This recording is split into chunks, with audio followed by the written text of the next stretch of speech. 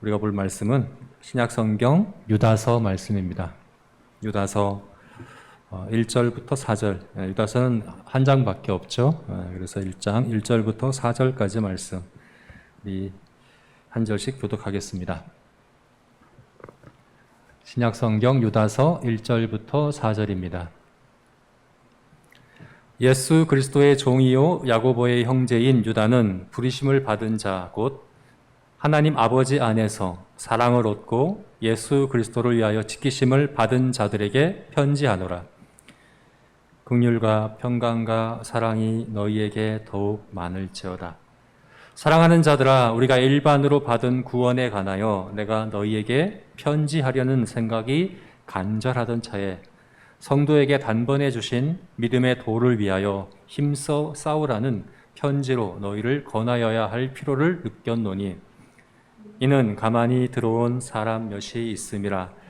그들은 옛적부터 이 판결을 받기로 미리 기록된 자니 경건하지 아니하여 우리 하나님의 은혜를 도리어 방탕한 것으로 바꾸고 홀로 하나이신 주제 곧 우리 주 예수 그리스도를 부인하는 자니라. 아멘. 네, 우리는 지난주에 믿음이 무엇인가, 예수님을 믿는 믿음은 무엇인가에 대해서 나눴습니다. 믿음에 대해서 세 가지로 정의했죠. 믿음은 무엇입니까? 네, 믿음은 인정하는 것이고 받아들이는 것이고 의지하는 것이라고 우리가 나눴습니다. 인정하는 것이라는 건 무엇입니까? 복음이 말한 대로 복음의 진리를 인정하는 것입니다. 이것은 다르게 표현하면 시인하는 것이고 고백하는 것이기도 하죠. 복음의 진리를 시인하고 고백하고 인정하는 것, 이것이 믿음입니다. 또한 믿음은 받아들이는 것이죠. 하나님께서 은혜의 선물로 우리 편에서가 아니라 하나님 편에서 하나님의 전적인 능력과 지혜와 하나님의 그 은혜로 우리에게 선물로 주시는 것을 마치 거린의 손과 같이 받아들이는 것, 이것이 바로 믿음이다 라고 했습니다. 그리고 마지막으로 의지하는 것이죠. 의지하는 믿음이란 지금 우리 삶 가운데 역사하고 있는 우리 주님의 돌보심, 주님의 인도하심을 의지해서 살아가는 것, 이것이 바로 의지하는 믿음입니다. 믿음은 이렇게 인정하는 것, 받아들이는 것, 의지하는 것입니다. 여러분, 이것을 잘 기억하셔야 합니다. 이 세 가지 믿음의 정의를 잘 기억하셔야 되는데, 왜냐하면 앞으로 뉴시티 교리문답 35문까지가 믿음에 대한 것이에요. 오늘 31문부터 35문까지의 이 내용은 바로 믿음의 세 가지 정의, 이 세 가지 정의를 하나씩 구체적으로 다뤄가는 것이기 때문입니다. 그래서 이 세 가지 믿음의 정의, 믿음은 인정하는 것입니다. 받아들이는 것입니다. 그리고 의지하는 것입니다. 라는 이 믿음의 정의를 여러분 잘 기억하셔야 합니다. 자, 그러면 오늘 우리가 보려고 하는 31문, 뉴시티 교리문답 31문은 믿음의 이 세 가지 정의 중에서 어느 것에 해당하는 것인지 한번 생각해 보시길 바랍니다. 같이 31문을 읽겠는데요. 읽으면서 한번 생각해 보십시오. 이것은 어느 믿음에 해당하겠다 생각하시면서 같이 읽겠습니다. 참된 믿음으로 우리는 무엇을 믿습니까? 전능하사 천지를 만드신 하나님 아버지를 내가 믿사오며 그 외아들 우리 주 예수 그리스도를 믿사오니 이는 성령으로 잉태하사 동정녀 마리아에게 나시고 본디오 빌라도에게 고난을 받으사 십자가에 못 박혀 죽으시고 장사한 지 사흘 만에 죽은 자 가운데서 다시 살아나시며 하늘에 오르사 전능하신 하나님 우편에 앉아 계시다가 저리로서 산자와 죽은 자를 심판하러 오시리라.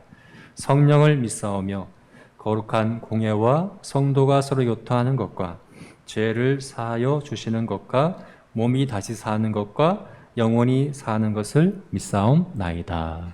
네, 우리가 잘 알고 있는 사도신경입니다. 여러분, 믿음이란 무엇입니까? 사도신경을 믿는 것입니다. 그럼 이것은 믿음의 세 가지 정의 가운데 어느 것에 해당할까요? 이것은 인정하는 믿음입니까? 받아들이는 믿음입니까? 의지하는 믿음입니까? 사도신경을 믿는 것은 어디에 해당할까요? 네? 네, 한번 맞춰보세요. 세 가지 중에서 네, 이것은 인정하는 믿음에 해당합니다.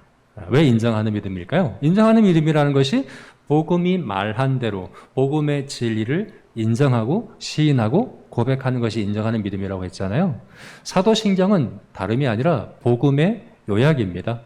복음을 요약해 놓은 것이 사도신경이기 때문에 사도신경의 내용을 우리가 고백하고 시인하고 인정하는 것, 이것이 바로 복음의 세 가지 정의 가운데 인정하는 믿음에 대한 것이죠. 여러분, 그런데 왜 이것을 사도신경이라고 부를까요? 우리는 이것을 사도신경이라고 이름 붙이잖아요. 그죠? 왜 이것을 사도신경이라고 부를까요? 네, 사도들이 이것을 만들었기 때문일까요? 그런 이야기가 있어요. 12사도가 모여서 한 사람씩 각각 한 항목씩 이야기한 것을 모아보니까 사도신경이 되었다라는 그런 이야기가 있지만 신빙성이 없는 이야기입니다. 여러 가지 정황상 그것은 사실이 아닙니다. 오히려 이것은 긴 시간 동안에 초대교회부터 세례자들에게 문답하는 그 문답들이 조금씩 다듬어지고 정리되어서 그래서 오랜 기간을 거쳐서 이렇게 완성된 것, 이것이 바로 사도신경이라고 볼 수 있습니다. 그럼 왜 이것을 사도신경이라고 할까요? 사도들이 만든 것이 아닌데 이것을 사도신경이라고 하는 이유가 무엇입니까? 왜냐하면 이것은 사도들의 가르침을 따른 것이기 때문에 그렇습니다. 사도들의 가르침을 따랐기 때문에 사도들의 가르침을 따른 신앙 고백이기 때문에 이것을 우리가 사도신경이다라고 이름을 붙이는 겁니다. 여러분, 그러면 사도들이 직접 만든 것도 아니고 그냥 사도들의 그 가르침, 사도들의 전통, 사도들의 그 전승을 따르는 고백이다. 그래서 사도신경이다. 이렇게 붙일 정도로 사도들의 가르침을 따르는 것이 그렇게 중요하다는 의미일까요? 사도들의 가르침을 따르는 게 그렇게 중요합니까? 그래서 이것을 사도신경이라고 이름 붙일 만큼 사도들의 가르침을 따르는 그 문제가 정말 그렇게 중요한 문제인가? 네, 바로 그것입니다.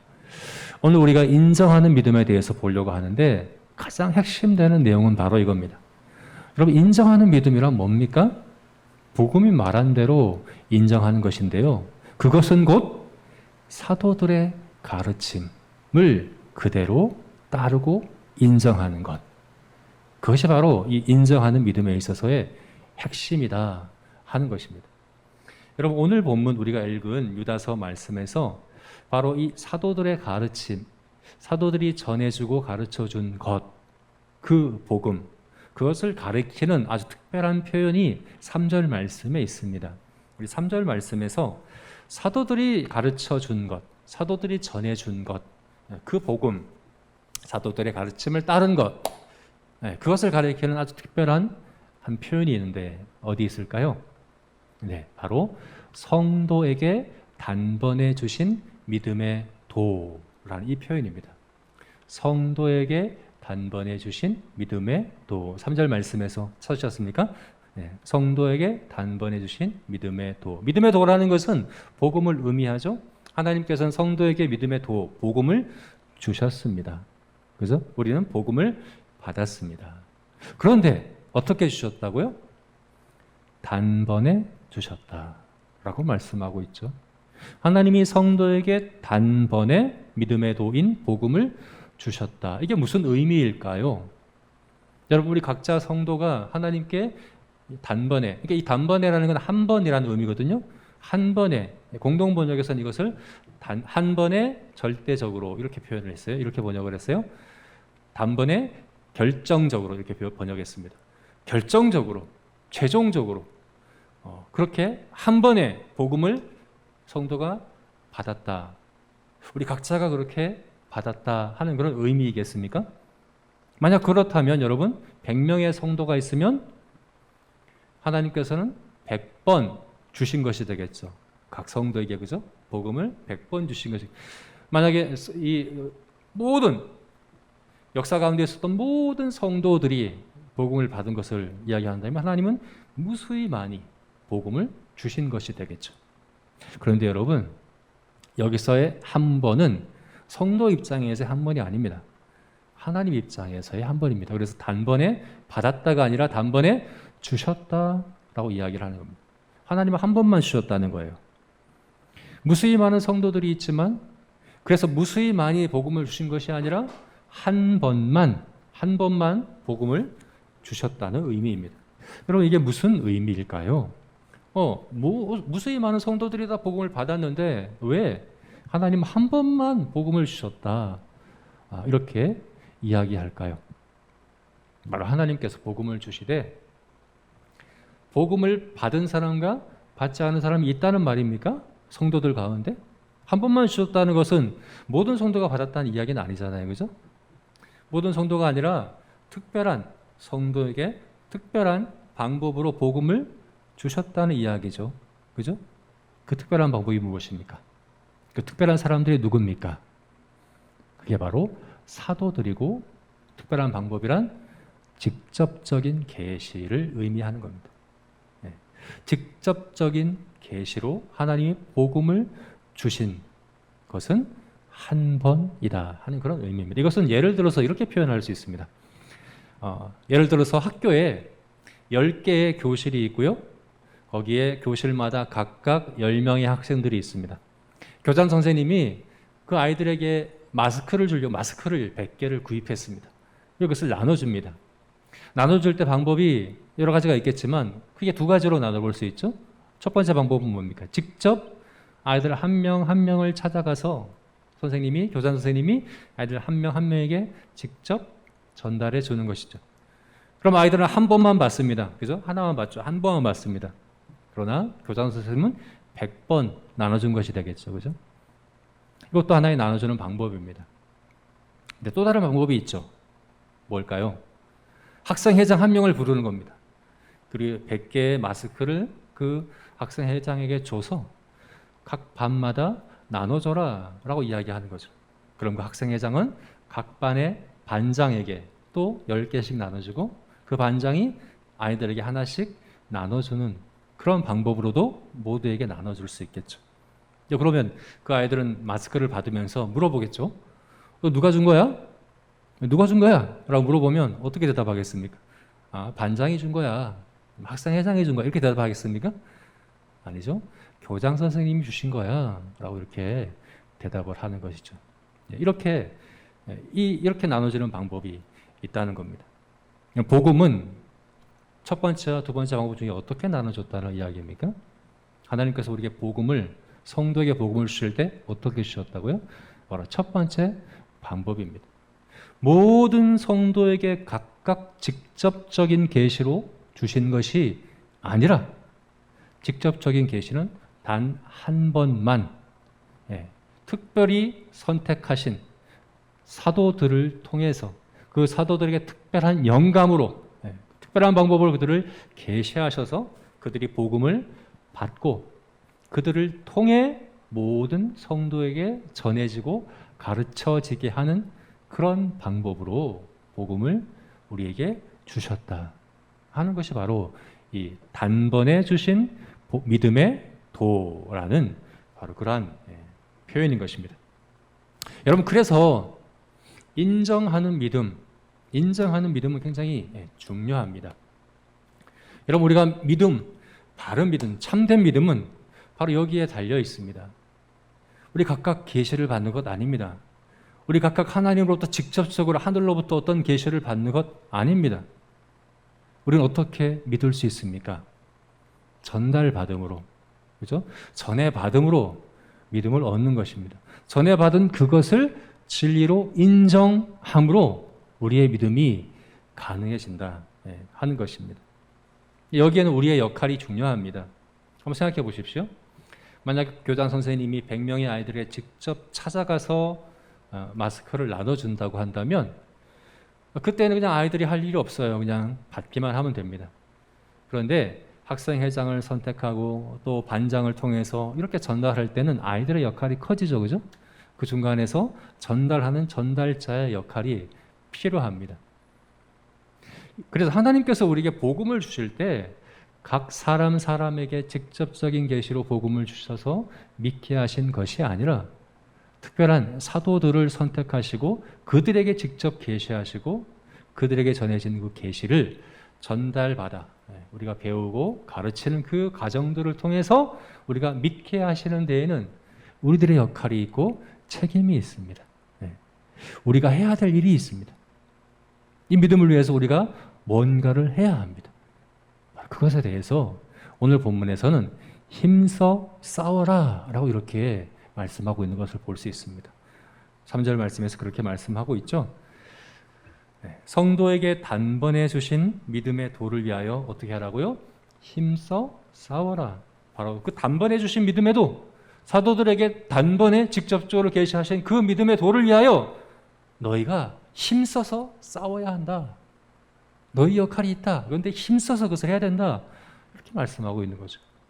그래서 힘써 싸운다라는 이 표현이 굉장히 특별한 표현인데요. 당시에 올림픽과 같은 그런 운동 경기들이 당시에 있었거든요. 그때에 그 운동 선수들이 최선을 다해서 혼신의 힘을 다해서 그 경기에 임하는 모습, 태도를 가리키는 표현이 바로 이 표현입니다. 힘써 싸워라라는 이 표현입니다. 요즘 올림픽이 한창 진행되고 있죠. 보면 선수들이 얼마나 힘써 그 경기에 임하는지 볼 수 있습니다. 유도 같은 경기를 보니까 그 몇 분 동안의 경기를 하고 나서 그냥 쓰러져서 일어나지도 못할 만큼 온 힘을 다 쏟는 것을 볼 수 있죠. 그리고 양궁 같은 경우는 보니까 아예 심박동수를 이렇게 재더라고요. 그래서 양궁은 최대한 평정심을 유지하는 것이 중요하더라고요. 근데 그러면 양궁은 그러면 힘써 하는 게 아니네요. 최대한 힘을 빼고 하는 거네요. 이렇게 생각할 수 있지만 그렇지가 않습니다, 여러분. 그렇게 냉정하게 그렇게 평정심을 갖고 경기를 하기 위해서 그동안에 그들이 흘린 땀과 노력과 어떤 분은 근육이 찢어졌다고 하더라고요. 근육이 하도 많은 할시를 당겨서 근육이 찢어질 만큼의 그런 훈련과 노력을 통해서 그렇게 경기에 임할 수 있게 된 것이죠. 여러분 여기서 성도에게 힘써 싸우라라는 이 표현을 하고 있다는 겁니다. 우리가 그렇게 믿음을 위해서 해야 될 일이 있다는 겁니다. 믿음은 그냥 우리에게 주어지는 게 아닙니다. 우리가 받아들이는 믿음처럼 그냥 하늘로부터 우리는 아무것도 한 것이 없는데 그냥 우리에게 갑자기 주어지는 것이 아닙니다. 우리가 해야 될 일이 있습니다. 그것도 최선을 다해서 힘껏 온 힘을 다해서 해야 될 것이 있다는 겁니다. 유다서 말씀은 바로 그 역할에 대해서 그 믿음, 특별히 인정하는 믿음을 갖기 위하여 우리가 인정하는 믿음 위에 굳게 서기 위하여 우리가 최선을 다해서 해야 될 일들이 뭔가에 대해서 이렇게 말씀해 주고 있는데 이것을 우리가 오늘 세 가지로 한번 정리해서 한번 살펴보겠습니다. 단번에 주신 믿음의 도를 위하여 힘써 싸우라는 것은 어떤 세 가지 의미가 있을까요? 첫 번째는 복음을 배우고 가르치는 일을 힘써 행하라 하는 의미입니다. 두 번째는 거짓을 분별하고 경계하라 하는 것이죠. 세 번째는 진리를 위해서 지불해야 될 대가가 있을 때 기꺼이 그것을 지불해라 하는 이런 의미로 오늘 우리에게 이 말씀을 주셨습니다. 각각의 의미를 한번 생각해 봅시다. 먼저 복음을 가르치고 배우는 일, 이 일을 최선을 다해서 하라는 의미입니다. 여러분 당연합니다. 복음은 단번에 주셨기 때문에 그렇습니다.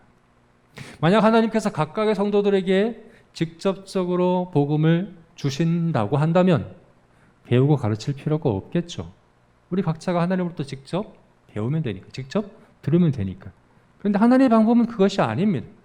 단번에 특별히 선택하신 사도들에게 특별한 방법으로 직접 계시한 것은 그 한 번뿐입니다. 그리고 그 나머지 모든 성도들은 어떻게 믿음에 이를 수 있습니까?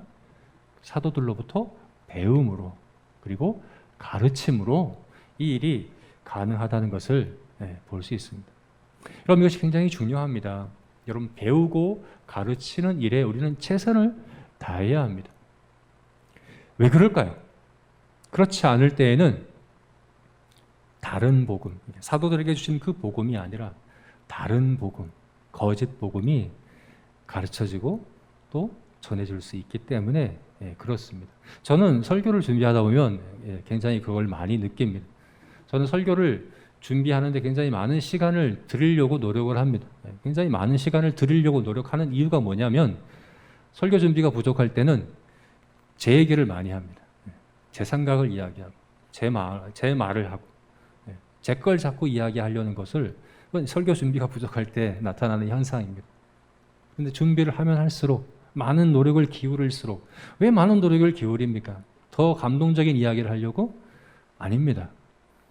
하나님의 말씀하신 사도들에게 주신 그 말씀을 정확하게 그대로 전달하기 위해서 많은 노력을 기울여야 합니다.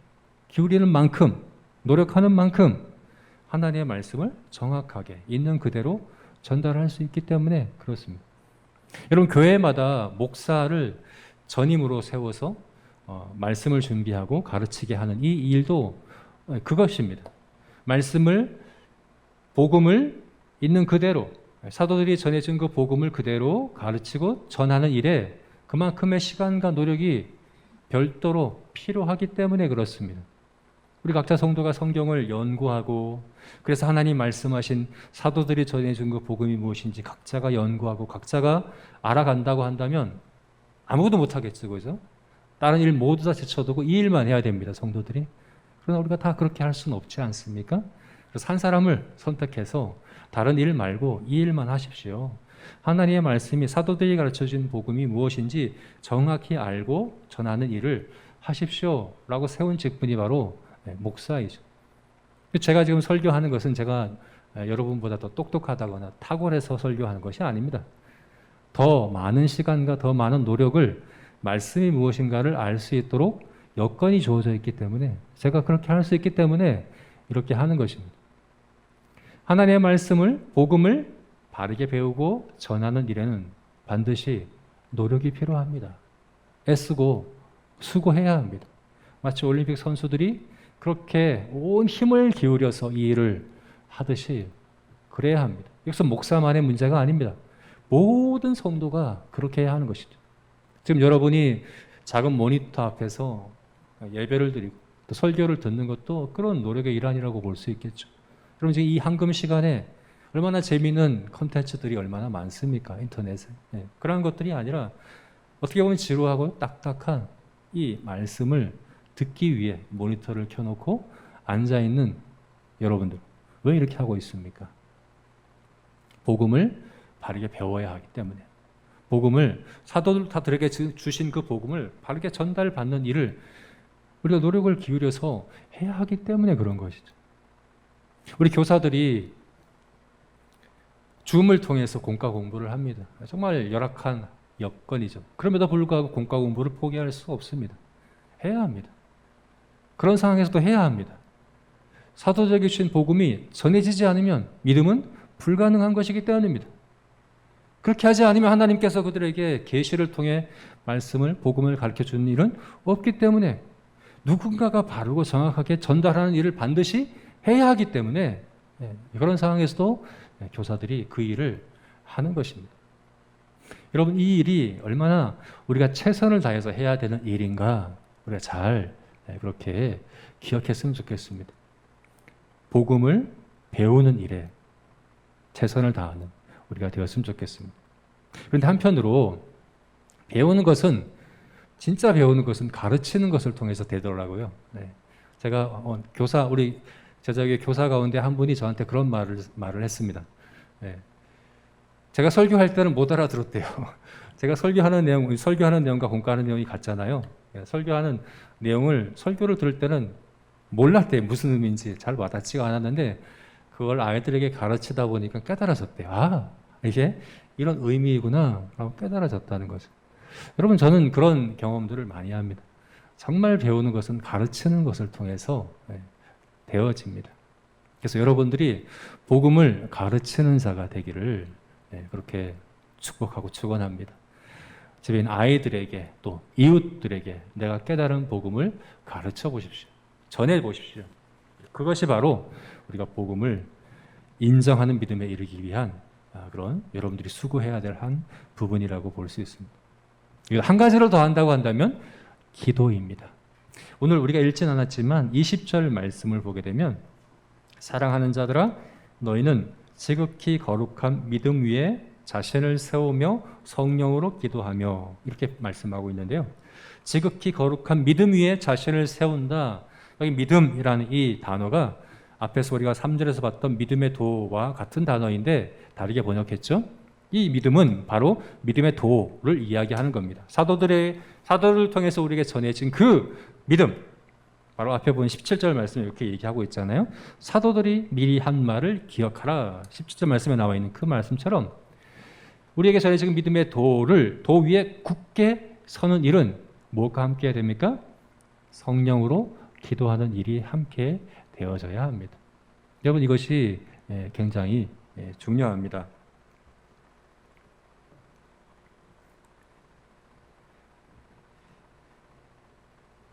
복음을 위해서 우리가 힘써 싸워야 될 일은 바로 열심히 배우고 또 가르치고 그것만이 아니라 배우고 가르치는 가운데 성령께서 우리에게 역사하셔서 우리가 바르게 정확하게 복음을 깨닫고 믿고 고백하고 인정할 수 있도록 은혜를 주시기를 간절히 구하는 그런 태도가 우리에게 반드시 있어야 된다는 것이죠. 복음을 배우고 가르치고 기도하는 것, 복음을 배우고 가르치고 기도하는 것. 여러분 이것은 초대교회의 모습이기도 하거든요. 초대교회가 했던 일이 뭡니까?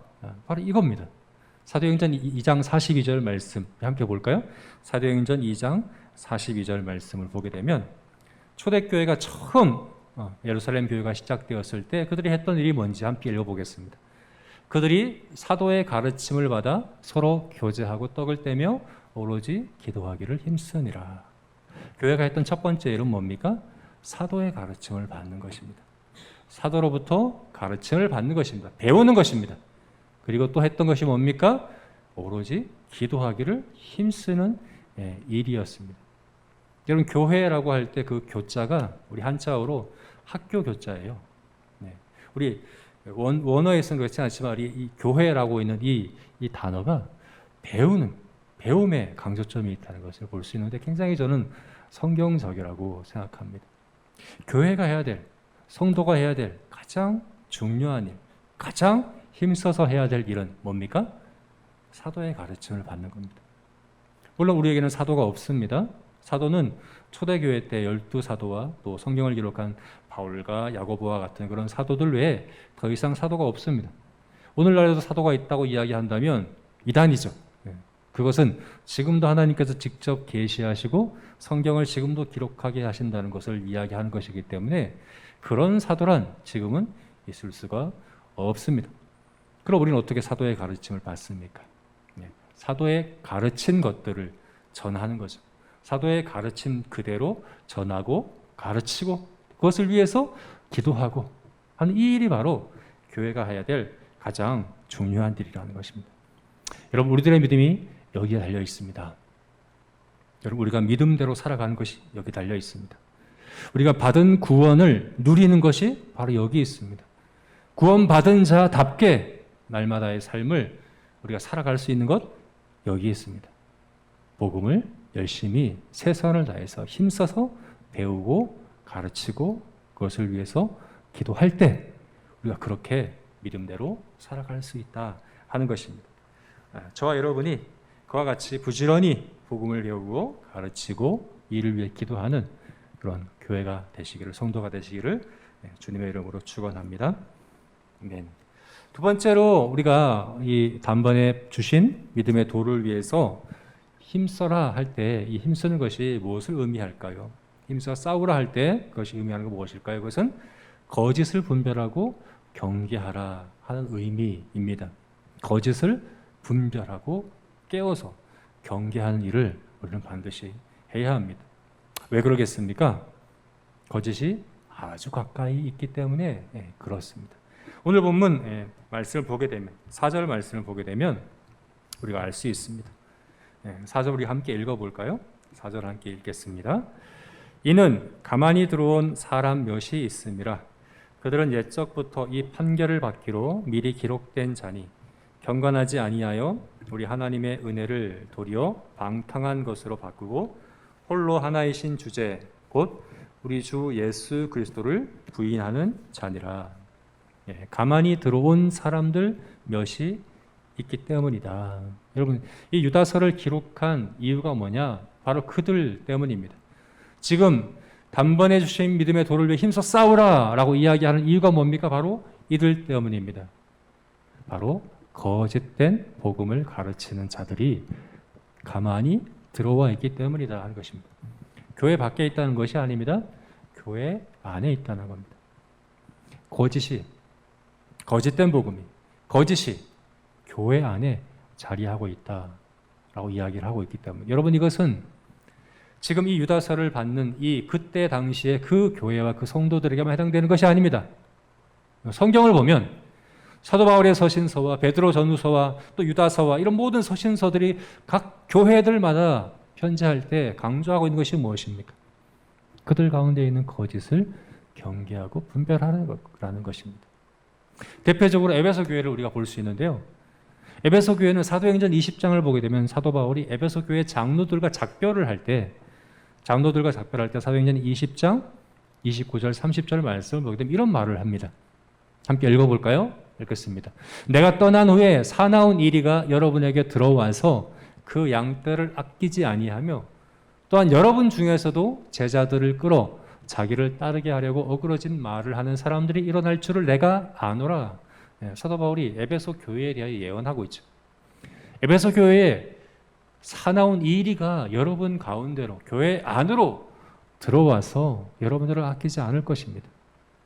그리고 그뿐만 아니라 여러분들 중에서도 에베소 교회 장로들 중에서도 제자들에게 어그러진 말을 하는, 거짓을 말하는, 우리가 지난주에 봤던 갈라디아서 말씀에 우리나 하늘로부터 천사라도 다른 복음을 전하면 저주를 받을지어다 라고 저주를 선언했던 바로 그 다른 복음을 전하는 이들이 여러분들 중에서도 있을 것이다 라고 사도 바울이 이야기하고 있죠. 이것이 요한계시록을 보게 되면요, 소아시아 7교회 가운데 에베소 교회에 주님께서 편지하면서 바로 이 문제를 이야기하죠. 거기서는 니골라 당이다 라고 이야기를 합니다.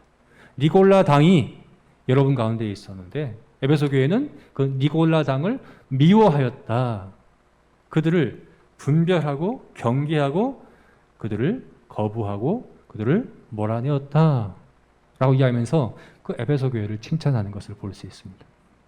여러분, 에베소 교회뿐만이겠습니까? 요한계시록 2장에 나오는 소아시아 7교회들마다 우리 주님이 칭찬하시고 책망하시는 주제가 결국 뭡니까? 이겁니다. 니골라단과 이세벨과 발람의 꾀를 쫓는 거짓 복음을 전하고 어그러진 말을 하는 이들을 용납하였느냐? 아니면 그들을 깨워서 분별하고 경계하고 그들을 막고 그들을 거부하고 거절하는 일을 잘 했느냐 하는 것을 가지고 각 교회들마다 칭찬하고 책망하시는 것을 볼 수 있다는 이야기입니다. 여러분, 우리도 마찬가지입니다. 복음은 하나님께서 단번에 사도들을 통해 주시고 그것이 전해지고 가르쳐지고 배우는 과정을 통해 우리가 믿음이 생겨나도록 그렇게 하나님께서 그 방법을 선택하시고 그렇게 하시기 때문에 교회 안에도 잘못된 거짓된 복음을 가르치는 일들이 일어난다는 것을 우리는 늘 기억해야 합니다. 여러분, 우리나라에 이단들이 많은데요. 신천지도 있고 하나님의 교회도 있고 또 베레아도 있고 많은 이단들이 있습니다. 그런데 전 이 이단들이 사실은 교회 밖에는 이 이단이라고 분명하게 우리가 알고 있고 그렇게 정죄한 그 이단들은 사실은 덜 위험합니다. 정말 우리에게 위험한 건 뭡니까? 이단이라고 정죄받지 않았지만 그 이단적인 가르침들이 교회 안에 99%는 맞는데 단 1%가 다른 그 거짓이 섞여 있을 때 그리고 그것은 저주를 받을지어다 말씀하신, 사실 그것은 멸망의 길을 가는 것입니다. 우리 구원과 믿음을 아주 치명적으로 방해하는 그 요소가 교회 안에 있다는 것이거든요. 저는 우리나라의 이단들이 거저 생겨나는 것이 아니라 하나님께서 우리 기성교회를 경계하시고 일깨우시는 하나의 방법이라고 생각합니다. 왜냐하면 우리 구원론이 잘못된 것을 하나님께서는 구원파를 통해서 우리를 지적하시죠. 종말론이 우리가 잘못된 것들에 대하여서는 하나님의 교회가 신천지를 통해서 지적하시고, 성령론이 잘못된 것에 대하여는 베레아와 이초석과 같은 여러 가지 이단들을 통해서 우리 안에 그런 잘못된 요소들을 알게 하시고 지적해 주신다고 저는 그렇게 믿습니다. 여러분, 우리가 믿음으로 바르게 살아가기 위해, 우리 믿음이 바르게 성장하기 위하여 반드시 우리 안에 있는 거짓들을 분별해야 합니다. 잘못된 복음의 가르침들이 있지는 않은가, 어그러진 가르침들이 있지 않은가, 우리가 잘 분별해야 되고 경계하는 일을 절대로 게을리하면 안 됩니다. 여러분, 제자교회 안에서도 이 일은 반드시 되어져야 하는 일입니다. 그런데 여러분, 이것을 할 때 정말 주의해야 되는 일이 한 가지가 있습니다. 거짓을 분별하고 경계할 때 정말 주의해야 될 한 가지, 그것은 바로 사랑과 긍휼을 잃어버리지 않는 것입니다. 앞에서 얘기했던 에베소 교회는 니골라당을 너희가 제대로 분별하고 경계하고 그들을 미워하는 일을 주님께서는 칭찬하셨지만 에베소 교회가 책망받은 일이 있어요. 뭡니까? 첫사랑을 잃어버렸다.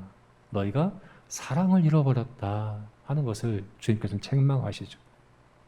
정말 그러기가 쉽거든요. 우리가 거짓을 분별하려고 하고 경계하려고 하다 보면 사랑과 긍휼을 잃어버리기가 정말 쉽습니다. 그래서 오늘 유다서 말씀에서 거짓을 분별하고 경계하라 말씀하시면서 22절과 23절 말씀에서 뭐라고 말씀하시는지 한번 읽어볼까요? 같이 읽겠습니다. 어떤 의심하는 자들을 긍휼히 여겨라. 또 어떤 자를 불에서 끌어내어 구원하라. 또 어떤 자를 그 육체로 더럽힌 옷까지도 미워하되 두려움으로 긍휼히 여겨라. 긍휼히 여기라는 말을 계속하고 있는 것을 볼 수 있습니다. 여러분, 우리가 거짓을 분별하고 경계해야 합니다. 우리가 서로를 그렇게 깨어서 살펴야 합니다. 그러나 이것은 사랑을 위한 것이고 긍휼을 위한 것이어야 합니다. 단지 정죄하고 심판하기 위함이 아닙니다. 오히려 그를 구원하기 위하여, 오히려 그를 사랑하기 위하여 긍휼히 여기는 마음으로 해야 하는 일이라는 것을 분명히 이야기하고 있는 것이죠. 여러분, 교회 역사 가운데 죽은 정통의 시대라는 시대가 있었습니다. 교리적으로는 정통입니다. 신학에서는 바릅니다. 사도들이 가르친 것을 그대로 잘 따르고 가르치는 시대였습니다. 그런데 그 시대에는 교회가 죽었습니다. 죽어있는 시대였습니다. 구원받은 자들이 있다 할지라도 구원받은 자답게 살아가지 못합니다. 하나님이 주신 구원의 복을 온전히 누리지도 못합니다. 교회의 생명력이 다 죽어버렸습니다. 왜 그렇습니까? 바른 진리를 가르치고 배우고 있는데 왜 그렇습니까? 사랑을 잃어버렸기 때문에 그러한 것이죠. 단지 바른 지식만은 귀신도 있습니다. 귀신도 믿고 떤다고 이야기합니다. 그러나 그것은 바른 믿음이 아닙니다. 우리가 거짓을 경계하고 거짓을 분별하는 일은 정말 중요한 일입니다. 이것이 우리의 믿음을 얼마나 크게 방해하는지 모릅니다. 그러나 이것은 사랑을 위한 일이어야 하는 것입니다. 우리 주님에 대하여 성경은 은혜와 진리가 충만하였더라 라고 이야기하지 않습니까? 교회는 우리 주님의 몸이 아닙니까? 그렇다면 교회도 진리도 충만해야 하지만 은혜도 함께 충만해야 하는 것입니다. 그것이 바른 믿음입니다. 우리 제자교회가 거짓을 바르게 분별하고 경계하는 이 진리의 싸움, 여러분, 이 영적 전쟁이라는 것은 다른 게 아니거든요. 거짓의 아비인 사탄이 거짓으로 교회에 1%의 거짓을 더함으로 우리를 무너뜨리려는 그 시도를 진리의 싸움으로 잘 감당해가는 이 영적 싸움을 잘 감당하되, 이것이 다툼이나 정죄를 위한 것이 아니라 참된 사랑과 긍휼을 위하여 그렇게 잘 감당하는, 정말 누가 봐도 사랑과 은혜와 진리가 충만한 교회다라고 인정받는 우리 제자교회가 될 수 있기를 우리가 함께 힘썼으면 좋겠습니다. 세 번째로 단번에 주신 믿음의 도를 위하여 힘써 싸워야 될 세 번째 일은 무엇입니까? 그것은 바로 진리를 위해서 대가를 지불해야 할 때 기꺼이 그것을 감당하자 하는 것입니다. 진리를 위한 대가를 기꺼이 지불하자 하는 것입니다. 여러분 2000년 교회 역사를 피의 역사라고 이야기합니다. 많은 순교의 피가 흘려졌습니다. 많은 순교자들이 죽었습니다. 왜 죽었을까요? 왜요? 바로 이 인정하는 믿음 때문입니다. 그들이 순교당하기 전에 단 한 번만, 단 한 문장만, 단 한 단어만 부정해라. 그것이 거짓이라고 인정해라. 그럼 살려줄게 하는 그런 유혹들이 많음에도 불구하고 그들은 기꺼이 목숨을 버리기까지 이 진리를 지켰고, 그것이 바로 오늘날 우리가 구원과 믿음을 누릴 수 있는 그런 이유가 바로 그 순교의 피에 있었다는 것을 우리는 기억해야 합니다. 대대적인 핍박과 박해가 일어나서 이 진리를 지키기 위해서 우리의 목숨까지 내어놓는 그런 직접적인 핍박이 있을 수도 있지만, 사실 그렇지 않은 오늘 같은 우리들 상황에서도 사실은 진리를 위한 일에는 반드시 대가가 따릅니다. 진리를 위한 대가를 지불하는 일은 언제나 있습니다. 오늘 4절 말씀에서 우리가 이것을 확인할 수 있습니다. 우리 4절 말씀 다시 한번 읽어볼까요? 이는 가만히 들어온 사람 몇이 있음이라. 그들은 옛적부터 이 판결을 받기로 미리 기록된 자니 경건하지 아니하여 우리 하나님의 은혜를 도리어 방탕한 것으로 바꾸고 홀로 하나이신 주제 곧 우리 주 예수 그리스도를 부인하는 자. 예수 그리스도를 부인하는 자다. 근데 예수 그리스도를 부인하게 된 그 원인이 어디에 있을까요? 하나님의 은혜를 방탕한 것으로 바꾸는 데 있었죠. 방탕한 것, 자기 욕심과 자기 뜻대로 살아가는 것을 하나님의 은혜보다 더 귀하게 여기고 더 좋아했기 때문에 그랬다는 것이죠. 그죠? 내가 원하는 것, 내가 뜻하는 것, 어찌 보면 편함과 안락함과, 사실 여기에서는 이 방탕함은 쾌락을 이야기하는 것이거든요. 여기서 가만히 들어온 자들은 원래 이 역사적으로 볼 때 영지주의자들을 이야기하는데, 이들은 쾌락주의자들입니다. 무분별하게 우리가 은혜로 구원받기 때문에, 우리 영혼이 구원받기 때문에 우리 육체로 하는 일은 아무 상관도 없어, 내 육체로 하는 어떤 일도 내 구원과 상관없어 라고 여기면서 극단적인 쾌락을 추구했던 그들이 바로 이 사람들인 거죠. 그들이 왜 바른 복음에 이르지 못했습니까? 자신들의 쾌락을 포기할 수 없었기 때문인 거죠. 자신들의 쾌락을 절제하는 그 대가를 지불하기에 그들은 실패했던 것이죠.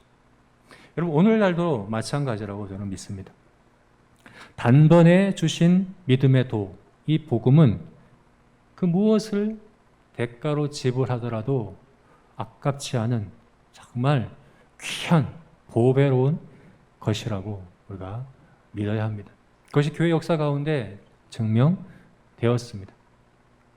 여러분 우리가 복음이 진리임을 어떻게 증명합니까? 여러분들이 복음을 인정하는 믿음을 갖는다. 내가 복음을 인정하는 믿음을 분명하고 명확하게 갖는다는 것은 어떻게 증명될 수 있습니까? 대가를 지불함으로 증명됩니다. 하나님은 세상에 복음의 보배로움을 그렇게 증명하시고 선언하시고 선포하신다고 믿습니다. 때로는 목숨까지도 아까워하지 아니하며 이 복음의 진리를 위하여 기꺼이 대가를 지불하려고 하는 그 태도, 우리 각자의 삶 가운데 각자가 다른 상황, 각자가 다른 그런 모습이지만 내가 복음의 진리를 위하여, 왜냐하면 밭에 보화를 발견한 사람이 모든 것을 팔아 그 하나를 사기 위해서 기꺼이 했던 것처럼 이 복음을 위해서는 내가 무엇도 아깝지 않다 하는 믿음의 고백으로 기꺼이 우리 삶에 포기해야 될 것들이 있다면, 요구되는 대가가 있다고 한다면 기쁨으로 감당하는 그것이 여러분 우리가 인정하는 믿음을 위하여 힘써 행해야 될 일인 것입니다. 그렇게 복음을 인정하는 믿음이 분명한 증거로 이렇게 증명될 수 있는, 지금 우리 이웃들에게, 그리고 이 땅 가운데, 이 시대 가운데 복음이 그 무엇보다 귀하고 아깝지 않다는 것을 그렇게 드러낼 수 있는 저와 여러분 되시기를 주님의 이름으로 축원합니다. 말씀을 맺겠습니다. 여러분, 오늘은 인정하는 믿음에 대하여 우리가 보았습니다. 믿음은 인정하는 것입니다. 무엇을 인정합니까? 복음이 진리임을 인정하는 것입니다. 그런데 이 복음은 우리 각자가 계시를 통해서 얻는 것 아닙니다. 하나님은 한 번 주셨습니다. 사도들을 통해서 한 번 주신 그 복음을 전하고 가르치고 또 전하고 가르치고 전하고 가르침으로 오늘날 우리까지 전달되었습니다. 그리고 이것은 계속해서 우리가 배우고 가르침으로 우리가 구원을 얻는 것은 뭡니까? 로마서 1장 15절 말씀에 너희 믿는 자들에게도 내가 복음 전하기를 원하였다. 오늘 3절 말씀에서도 내가 간절히 원하는 것은 너희에게 일반으로 받은 구원에 대하여 가르치고자 하는 것이다. 믿는 우리들이 계속해서 듣고 배워야 한다는 거예요. 그것이 우리가 믿음으로 살아가는 방법이거든요. 그렇게 해야 됩니다, 여러분. 배우고 가르치고 또 그래서 기도와 함께하는 일에 힘쓰시는 저와 여러분이 됩시다. 뿐만 아니라 우리가 거짓을 경계하고 깨어서 분별하고 그러나 그것을 사랑과 긍휼 가운데 감당한 우리가 되기를, 뿐만 아니라 복음의 진리를, 복음의 가치를 드러내기 위하여 필요한 요구되는 대가가 있다고 한다면 기쁨으로 감당하심으로 정말 그 복음의 귀함을 우리 스스로도 확인하고 누리고 또 세상에 증거할 수 있는 우리 모두가 되시기를 주님의 이름으로 축원합니다. 아멘. 우리 기도하시겠습니다.